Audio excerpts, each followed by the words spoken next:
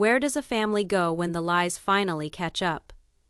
Is this truly the end chapter of the Browns, once marched on national television as a symbol of togetherness and trust, now scattered in pieces, broken apart by betrayal, deception, and court decisions that nobody could have anticipated? Tonight, we explore the one question that has been whispered among fans for months. Is this really the end of the Brown family as we know it? But to determine that, we must lift the curtain and reveal what has actually been going on behind the scenes. Not merely the scripted TLC plotlines, not merely the sad interviews. I am referring to the secret files, the lawsuits, and the clandestine money trails that have amazed even the most devoted Sister Wives viewers. And let's be explicit. What you are about to hear is not tabloid rumor. It is rooted in filings, testimony, and the Browns' own words. Words they most likely wish had never been spoken. For years, Kody Brown portrayed himself as the patriarch, the provider, the man with a plan for a family united on Coyote Pass. But leaked financials and court orders paint a darker tale, one in which almost every promise crumbled under the burden of concealed debts, secret accounts, and broken trust. Remember that infamous moment when Christine grew tired of waiting for Kody to finally construct something on the property he vowed was their future, and walked away with nothing but her dignity intact. Fans witnessed heartbreak, but hidden in the court documents, it wasn't all about shattered dreams. It was about finances, property rights, and who really owned the assets that Kody insisted were for the family. Now, judges have spoken. Wives have made their voices heard. And even TLC, the very network that made the Browns famous, is distancing itself from a family that once represented plural marriage in America, but now represents betrayal, humiliation, and collapse. We're going to break this story down piece by piece, from Kody's courtroom defeats, to Robyn's role in shielding assets, to Christine and Janelle's long fight to expose the truth, all the way to the haunting question that remains: is this the end? Because make no mistake, the verdicts already delivered are only the beginning. What is yet to unfold may destroy not just what is left of the Brown family, but their legacy as well. And if you believe all this is only on television, think again. Judges don't accuse fraud by mistake. Families don't leave million-dollar homes without reason, and viewers don't drop a story unless they've finally had enough of it. This is the unraveling. This is the reckoning. This is the final chapter. So stick with me, because by the time we reach the end, you'll be seeing the Browns in a way you've never seen them before. And if you don't want to miss the next shocking twist as it happens, be sure to subscribe right now, because this story is far from over. If Part 1 set the stage, Part 2 leads us right into the shadows, the secret financial labyrinth that pushed the Browns to the edge. For years, fans had been told every dollar went into the so-called family pot. Kody echoed it like scripture. What came in belonged to everyone. But court documents paint a very different picture. The family pot was actually a sieve. Money going out quicker than it ever went in, and not always to the wives and children who thought they were making it work.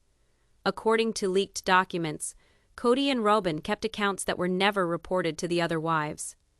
These weren't little sums either. We're talking hundreds of thousands of dollars tucked away in private funds, spent on luxury furniture, expensive vacations, and even renovations to Robyn's mansion, while Christine and Janelle begged for money to cover basic needs for their kids. Think back to that haunting episode when Isabel needed surgery, and Christine tearfully admitted the family couldn't afford it.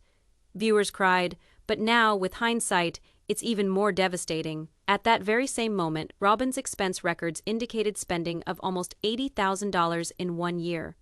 There was money available, but only for members of Kody's inner circle. And here is the surprise: the judges noticed. Court documents show biting criticism aimed at Kody's spending habits. One decision called his regime deceptive and manipulative, cautioning that his practice of concealing assets entered the territory of what the court defined as financial abuse. But the trail of paper doesn't end there. Christine's attorneys found property deeds in which Kody quietly moved ownership from family trusts into Robyn's name. Coyote Pass, the crown jewel of his vision, became less about togetherness and more about control. By putting his assets in central locations, Kody wasn't only planning for the future, he was creating a cushion of protection for himself and Robyn to the detriment of all others. And when Janelle pushed back, demanding to know where the money was. The collision was a bombshell. One leaked deposition reveals Janelle confronting bluntly, "Where's the money, Kody?" His reply, he dodged, deflected, and finally confessed he couldn't remember the specifics of withdrawals that amounted to more than $200,000 in 6 months. The judge wasn't impressed. This is where cracks became impossible to overlook. A family founded on mutual faith and trust now stood indicted on charges of fraud, financial mismanagement, and dishonesty. Christine and Janelle had proof. Kody had alibis. And Robyn, she remained motionless, not making any eye contact, until the judge eventually confronted her directly. "Did you gain anything from these monies?" Her response was a whisper, but the effect was thunderous. If money is the source of all evil, the Browns were going to find out how far those roots ran. And this is just the start, because in Part 3 we'll reveal how the smoking gun evidence, a tape, a document, an item of irrefutable proof, shifted the balance forever against Kody and Robyn. But first, subscribe now. Because this tale is unfolding quicker than anyone could have predicted, and you don't want to miss the next bombshell revelation. All courtroom dramas have that one moment. The moment when the air changes, the defense collapses, and the truth descends at last. For the Browns, that moment arrived with what is being referred to as the smoking gun tape. Buried deep within TLC's unused footage was a lone clip subpoenaed by Christine's lawyers. What appeared to be a mundane production file turned out to be deadly proof. The tape recorded Kody in an off-camera, but still wired, private conversation. He thought the cameras had been turned off. What he didn't realize was the mic was still warm, picking up every word. On the recording, Kody is heard instructing Robyn, "We simply have to ensure the money never departs from your account. That way, the others won't get at it." One line, one sentence, one that would bring years of denial crashing down. Christine's lawyers didn't delay. In court, they played the audio for all to witness. Gasp echoed throughout the room as Kody's own testimony validated what the wives had long suspected, about the so-called family fund being a sham, and Robyn being anything but innocent in her role. There was a pause in the hearing after the tape was played.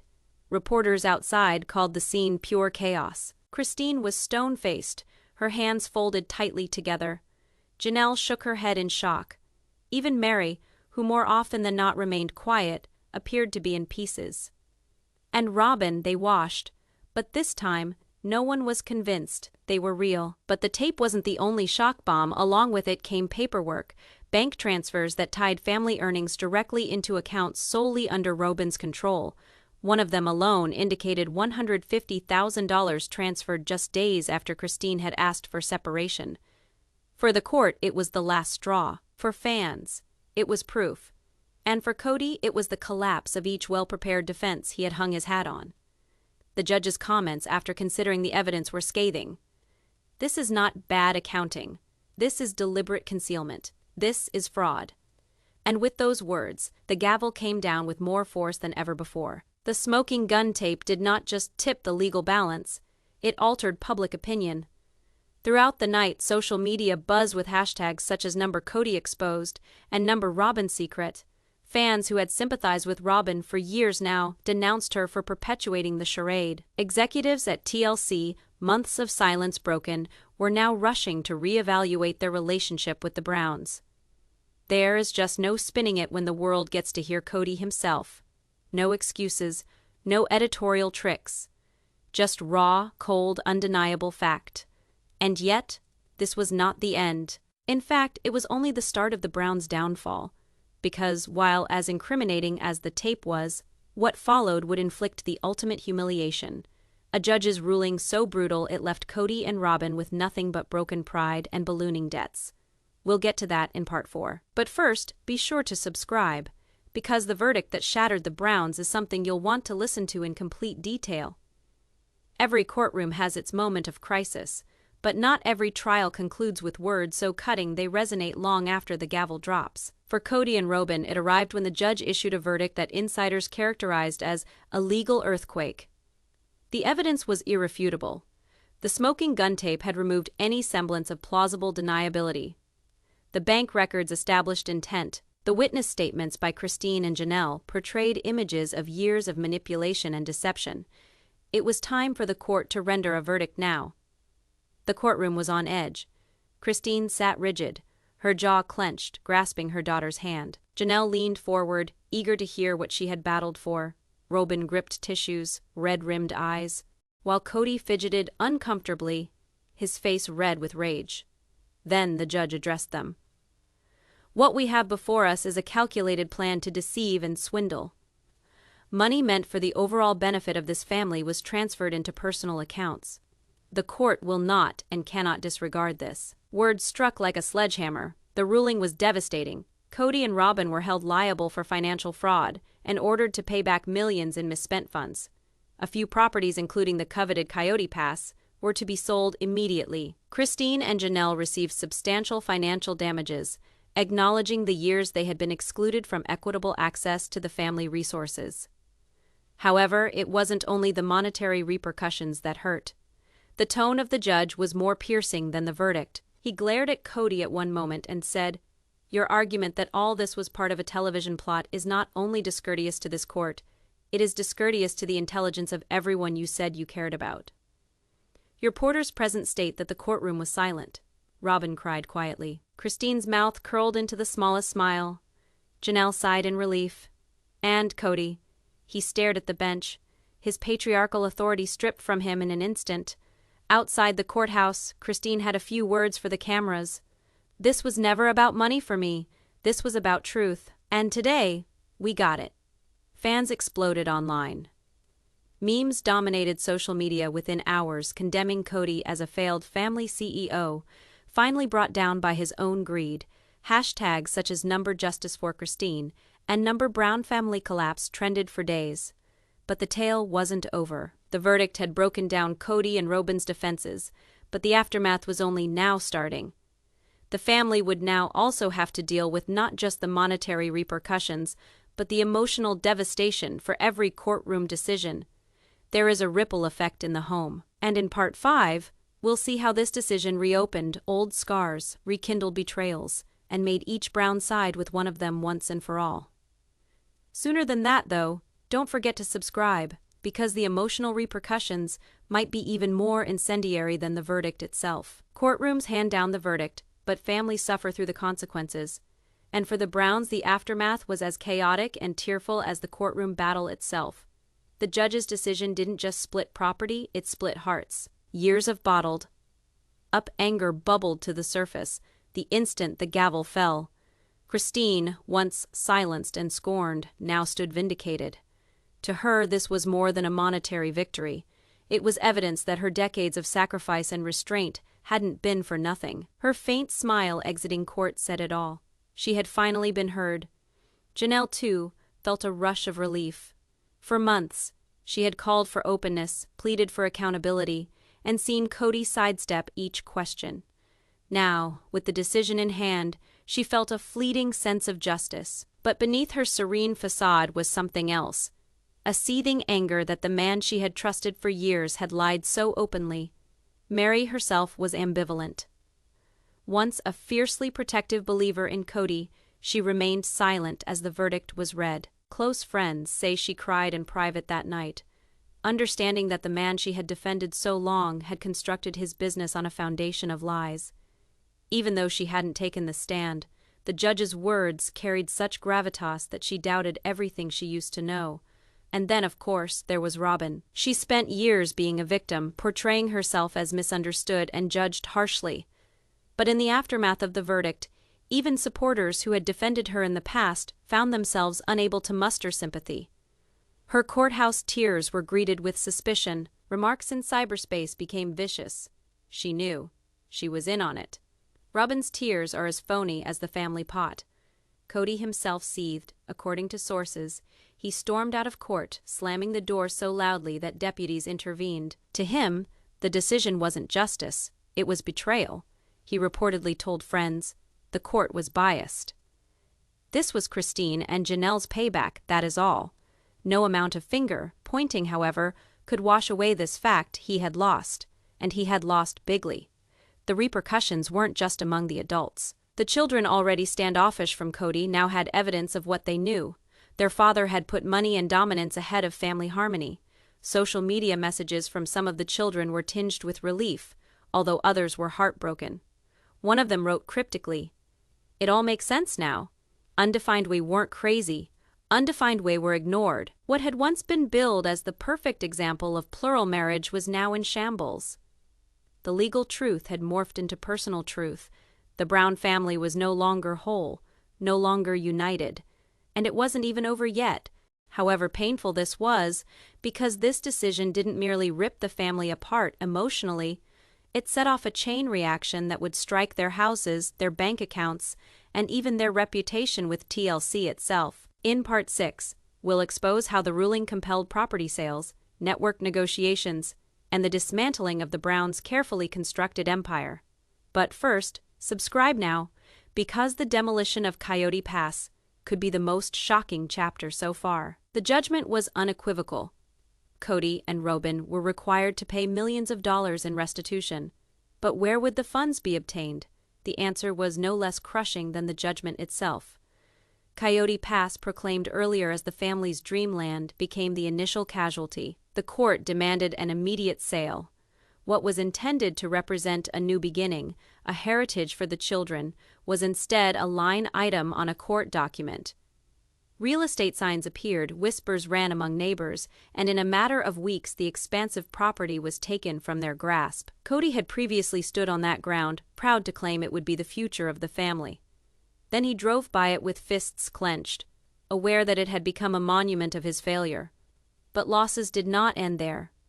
Court records verified that several houses belonging to Kody and Robyn's finances had to be sold. One mansion, priced at more than $1.5 million, was listed for sale under court protection. Pictures of the formerly grand estate made the rounds on the internet, and observers couldn't help but contrast its majesty with the squalid rentals Christine was pushed into years before. The irony was not lost on viewers. One fan posted, "Christine struggled while they flaunted. Now justice has leveled the playing field." TLC executives were behind the scenes fretting. The Brown scandals, formerly a ratings increase, now had the potential to ruin the network's reputation. Negotiations to lock up another season were abruptly put on hold. There were rumors that the network was contemplating cutting all ties. After all, a family program founded on love and strength couldn't last long under headlines hollering fraud, deception, and bankruptcy. Forced sell-offs were a mixed blessing for Christine and Janelle. While they knew it meant Kody could no longer continue to hide behind financial delusions. On the other hand, they acknowledged that these sales also reflected on the family name, the children's futures, and the public image of all Browns. Not only Kody and Robyn, however, allegedly went astray. Losing the mansion that she had considered her sanctuary shook her. Her friends say she pleaded with Kody to appeal the decision to seek another way. But the court's ruling was final, and loopholes remained unexploited. The public, too, was out in full force. Social media hummed with foreclosure signs and listings attached to the Browns' former vast holdings. For a family who had spent decades putting their homes, vehicles, and property on display for the entire country to see, the shame was total. The Brown Empire's downfall wasn't just monetary, it was metaphorical. The promise of unity, stability, and legacy had fallen apart, and all they had left was a family broken forever. But if you believe that losing houses was the worst part of their ordeal, you'd be mistaken. Because what followed slapped them more than money could, the betrayal from within their own children. The Browns had always made it clear that their tale was a story of family. But when the legal battles were over, it wasn't Christine, Janelle, or even Robyn who played the knockout punch. It was the kids for years. The children remained in the shadows, periodically complaining on television, but generally remaining silent as the grown-ups battled. That silence was broken after the court decision. One at a time, the children started speaking out. Some used social media. A series of cryptic posts went up. Part quote, part confession. A daughter wrote, "Turns out, Dad's love really did have a price tag." A son wrote in stark terms, "We pleaded with him to hear us. He opted for Robyn instead." Others gave interviews. Insiders from the show disclosed that some of the children, who had initially been reluctant to badmouth their dad on tape, now felt empowered. They had always wanted the truth to be told, and now they didn't care about Kody's reputation anymore. The charges were scathing. Accusations of favoritism, emotional abandonment, and broken vows inundated public discussion forums.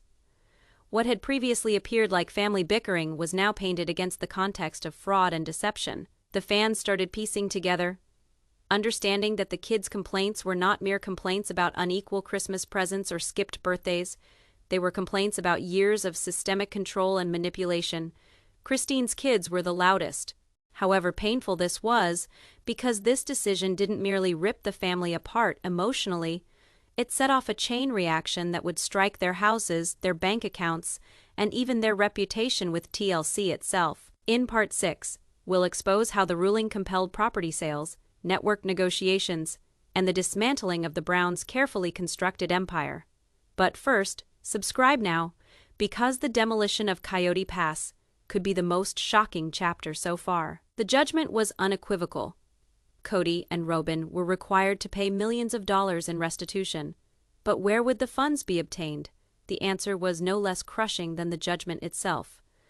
Coyote Pass, proclaimed earlier as the family's dreamland, became the initial casualty. The court demanded an immediate sale. What was intended to represent a new beginning, a heritage for the children, was instead a line item on a court document. Real estate signs appeared, whispers ran among neighbors, and in a matter of weeks the expansive property was taken from their grasp. Kody had previously stood on that ground, proud to claim it would be the future of the family. Then he drove by it with fists clenched, aware that it had become a monument of his failure. But losses did not end there. Court records verified that several houses belonging to Kody and Robyn's finances had to be sold. One mansion, priced at more than $1.5 million, was listed for sale under court protection. Pictures of the formerly grand estate made the rounds on the internet, and observers couldn't help but contrast its majesty with the squalid rentals Christine was pushed into years before. The irony was not lost on viewers. One fan posted, "Christine struggled while they flaunted. Now justice has leveled the playing field." TLC executives were behind the scenes fretting. The Brown scandals, formerly a ratings increase, now had the potential to ruin the network's reputation. Negotiations to lock up another season were abruptly put on hold. There were rumors that the network was contemplating cutting all ties. After all, a family program founded on love and strength couldn't last long under headlines hollering fraud, deception, and bankruptcy. Forced sell-offs were a mixed blessing for Christine and Janelle. While they knew it meant Kody could no longer continue to hide behind financial delusions.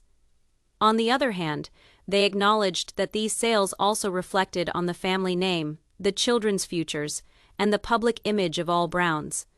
Not only Kody and Robyn, however, allegedly went astray.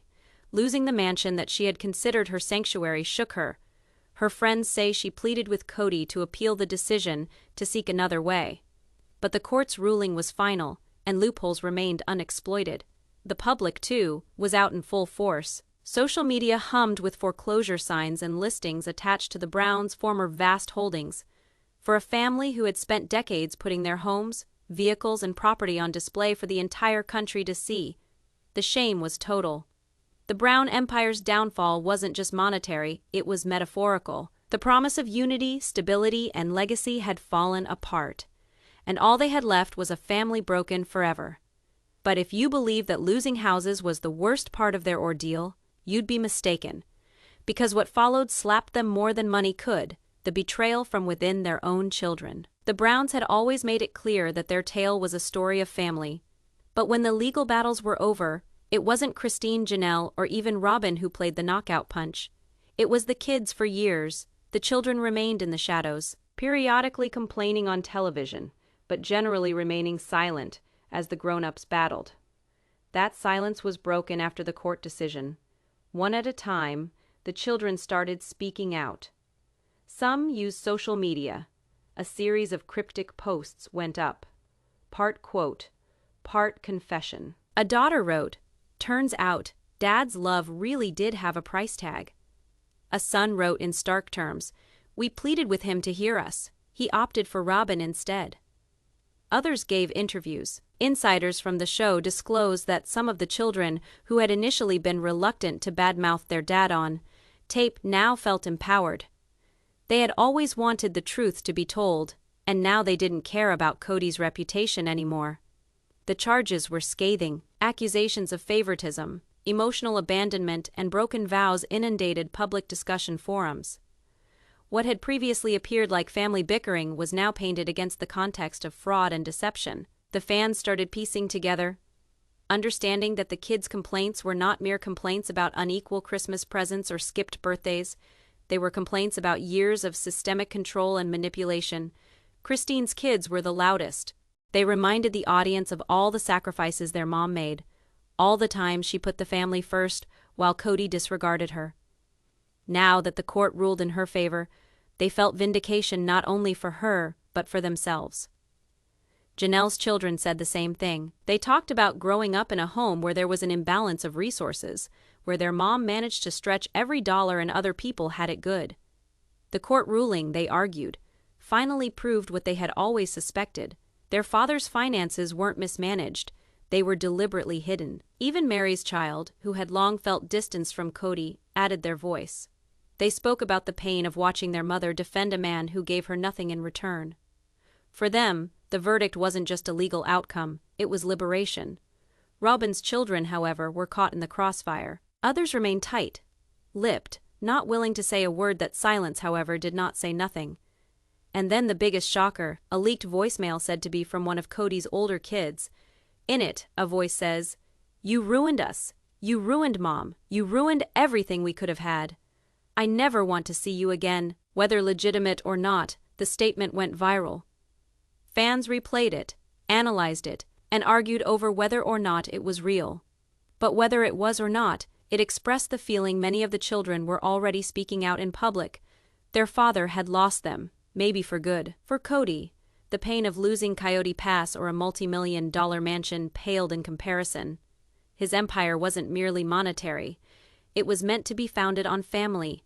And now, the very children he professed to lead were rising up against him. While the Browns struggled with court struggles and family treachery, another storm was brewing in secret behind the scenes. This one at TLC headquarters. Sister Wives had been one of the network's crown jewels for more than a decade.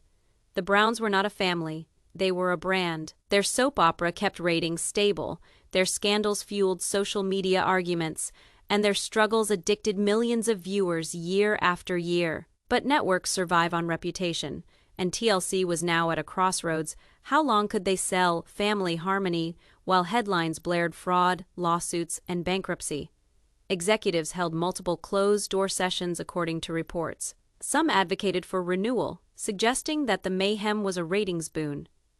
Others feared the Browns crossed the line from reality television drama to real-life liability. One source spun that TLC actually went so far as to consult legal eagles to determine if keeping the Browns on the air could risk exposing the network to reputational harm.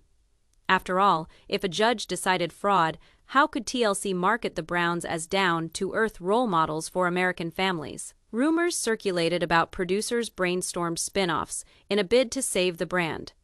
A Christine-centric series celebrating her newfound independence was considered. Janelle's single motherhood was also brought up for discussion. But Kody and Robyn shows, those sources explained, were met with instant resistance from executives who were afraid of public outcry. In the meantime, the Browns themselves weren't oblivious to these rumors. Christine and Janelle supposedly indicated a desire to continue filming with TLC if the plotline centered on truth and strength as opposed to Kody's drama.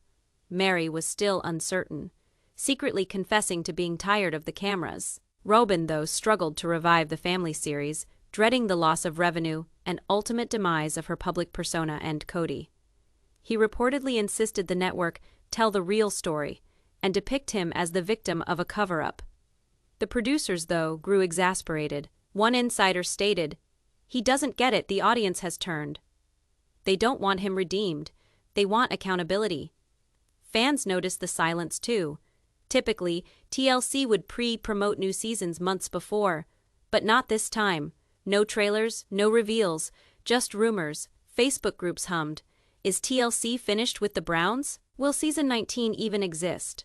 Behind the scenes, with a decision to make, risk it out with the Browns and their scandals, or quietly close the book on a family that had once redefined their brand. And just as it seemed safe for the network to wash its hands of the Browns altogether, a bombshell leak landed on the internet. Purported producer emails teasing a farewell season. The aim to conclude the saga, provide closure to the fans and let them end the show on their terms instead of in shame. If true, that would signify the Browns' moment of fame was soon over. Not with another victorious wedding or a promising relocation to fresh soil, but with an ultimate season all about courtrooms, betrayals, and heartache. But while TLC pondered its future, the Browns confronted a crisis far more serious, one that no network could manage. Because whereas lawsuits and contracts can be terminated, public opinion endures forever. For years, the Browns were living on their audience's attention. Millions watched to learn how they coped with plural marriage, raising children, and overcoming adversity. Initially, the show was revolutionary, an up-close examination of a way of life most people had never witnessed before. But with time, respect gave way to doubt. And today, after rulings for fraud and bitter betrayals, the very fans themselves became the most scathing critics. Online forums, once abuzz with debates over who was Kody's favorite wife, took a turn. Posts became more sullen, more enraged. Past fans confessed they were fooled into thinking the Brown saga was one of love and harmony when, retrospectively, it was always a matter of control, concealment, and finances. A viral post said, "We thought we were seeing a family struggle to stay together. It turns out we were seeing a con unravel in slow motion." Thousands of likes ensued. Christine and Janelle elicited sympathy, their toughness and truthfulness earning respect. Memes celebrating their independence spread across platforms, painting them as the true heroines of the series. Christine's laughter, once dismissed by Kody, became a symbol of resilience. Janelle's calm, measured tone was hailed as the voice of reason that had been drowned out for too long. Meri's reception was more complicated. While she was criticized by some fans for remaining devoted to Kody for way too long, others felt sorry for her because her silent agonies made her the tragic character in the drama. The sympathy wave increased after the ruling, as individuals understood how much she had lost for a man who never appreciated her. Robyn, meanwhile, received an avalanche of attacks. Tears that had previously convinced the audience of her honesty now summoned laughter and mockery.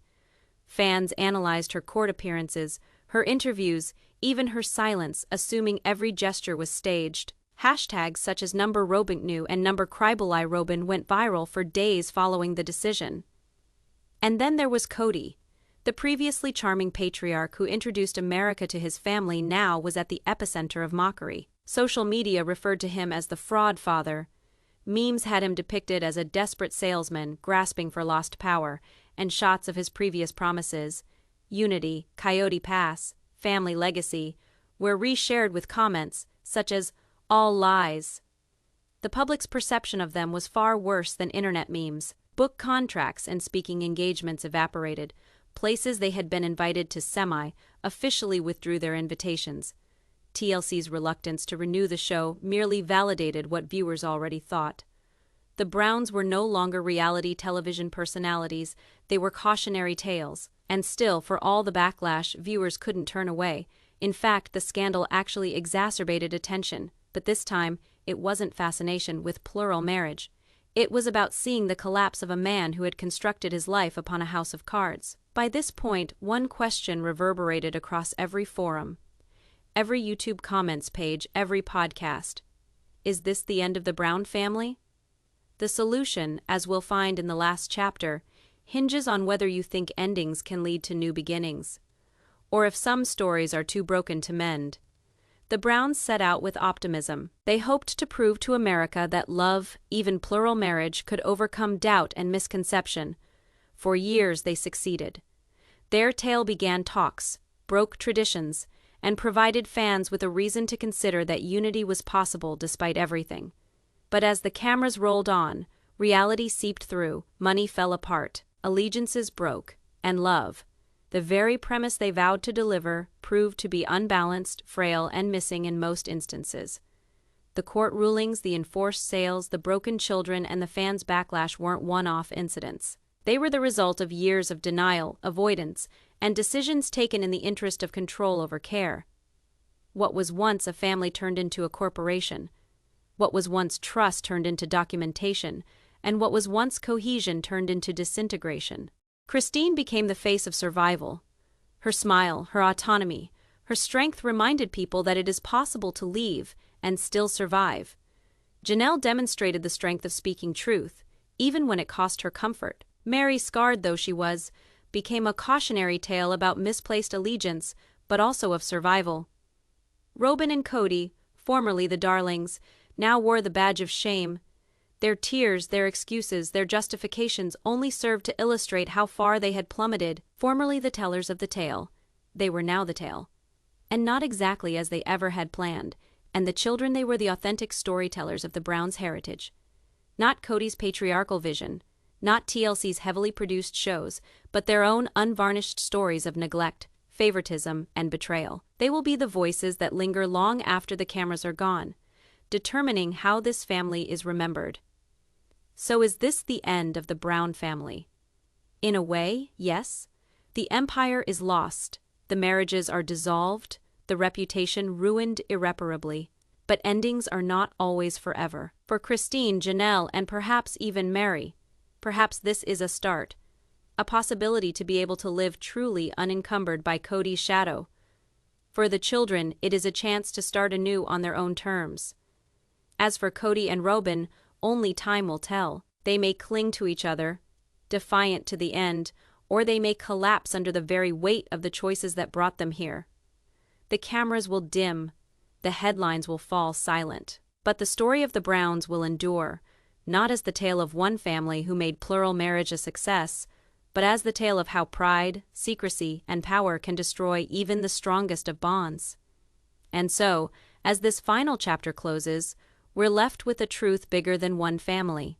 Reality television may shine a spotlight, but it can't change what's real. And for the Browns, reality has finally caught up, and so, after years of false promises, betrayals, courtroom battles, and heartache, the Brown saga hits its most poignant moment. What started as a family who vowed their love could overcome anything has ended in broken relationships, financial ruin, and children who do not even know the father who once said he led them. Christine, Janelle, and Meri all walk their own ways now, stronger, wiser, and at last free from Kody's grasp. The children have discovered their voices, speaking truths that are now too loud to silence. And Kody and Robyn, left grasping at each other, are forced to face a future characterized not by unity, but by loneliness. The question isn't whether this is the end of Sister Wives. It is whether this is the end of the Brown family as we knew it. And maybe, in a way, that is for the best. Because sometimes, endings aren't just inevitable. They're necessary. What do you believe? Is this really the final chapter, or will the Browns somehow manage to rise again? Let me know in the comments. I'll be reading all of them. And if you enjoyed this deconstruction as much as the court documents themselves, be sure to like, subscribe, and hit that bell so you never miss when we uncover the next turn in the Brown saga. Until then, thanks for watching.